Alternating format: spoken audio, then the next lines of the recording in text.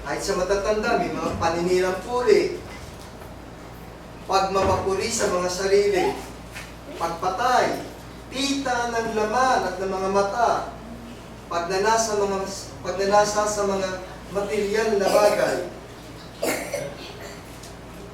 lalo't higit yung pagmamalabis sa mga kapangyarihan. Kakalungkot po, iba-iba ang kasalanan na mundong tinatahak natin sa ngayon.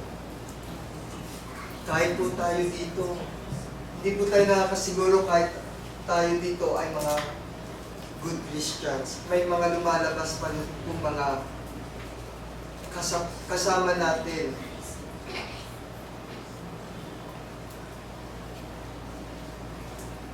Ayoko sumamba, kikita ko nun sila. Ayoko sumamba, hindi ko gusto yung ministro. Ayoko sumamba, dami po natin mga complaints. Pero po ay ilan lamang na kung saan ay tinatawag natin na mga dahilan. Tuloy pa po natin. Sa Romans 6:23 sabi po, sapagkat ang kabayaran ng kasalanan ay kamatayan, na dapat ang kaloob na walang bayad ng Diyos ay buhay na walang hanggan kay Kristo Jesus na Panginoon natin. Lahat ng kasalanan ay mayroong kabayaran.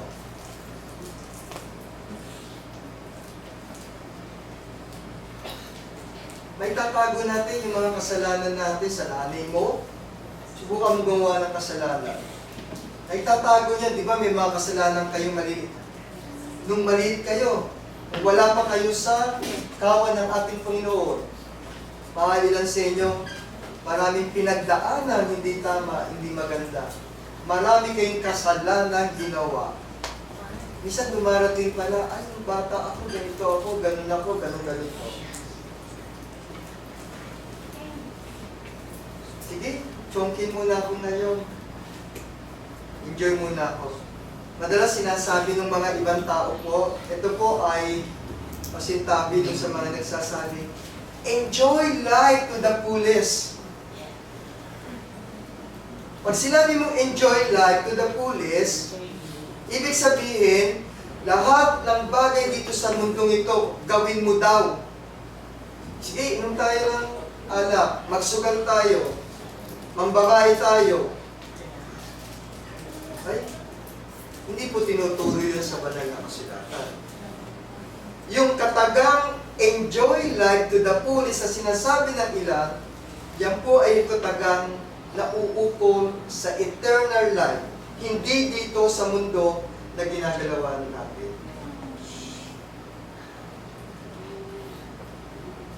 Kasi kung nandito tayo at sinunod, nag-enjoy ka, lahat ng pag-enjoyment nasa kasalanan eh.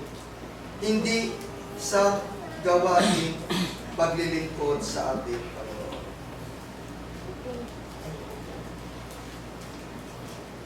Handaan po natin, ang ating mga kasalanan ay hayag at hubad sa harapan ng mga layoon ng ating pagsusulitan sa harap ng ating Panginoon. Anong ibig sabihin po nito? Wala tayong maitatago. Yung ginawa mo mula ng bata ka, mula ng magkaisip ka, mula ng nakagawa ka ng kasalanan, hanggang sa pagtanda, haharap tayo sa Panginoon. Ang tanong, pinagsisihan mo ba yun? Ang bawat isa sa atin ay may pananagutan sa Diyos kung paano natin ginamit yung mga biyayang ipinagkatiwala niya sa atin nung tayo ay nabubuhay. Binigyan kita ng opportunity maging politician. Ginawa mo ba sa tama? O ginamit mo't nagmalabis ka?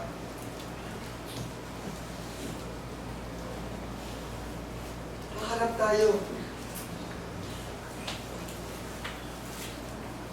Hindi ko nga lang po alam kung ano yung gravity ng parusa ng bawat isa. Kasi sa batas natin, nagnakaw ng isang saging, merong equivalency po yun na parusa. Siguro ganun din sa lahat. 5 ang asawa ko. 5 taong ka sa impyerno. Parang ganun po. But no one can say about it. Tanging ang ating Panginoon lamang. Kaya ako, mga kapatid, paulit-ulit ako nagre-remind. Paulit-ulit ako nag-i-invite sa ating mga kapatiran. Huwag nating ipagpaliban ang ating mga gawaing pananampalataya o pagbabagong loob dahil ang oras ay hindi natin hawak. Saka na ako sasamba. May overtime ako. Araw ng linggo. Double pay. Malaki ang bigay. Okay? Ano yung issue tungkol po doon sa bali-balita na kung saan ay may big one daw. Ano yung big one? Okay? Na kung saan mangyayari sa atin dito sa Pilipinas. Mula doon sa isang party, lalo na sa party Marikina, Rizal, okay? Mayroong leak dyan, ano? Yung bitak, ang ano eh? Port line. Okay? Na kapag daw yan ay nagkaroon ng mabigat na lindol ay maaaring humiwalay. Kawawa na may nakatira doon. Okay? Paano kung totoo yun, biglang mangyari?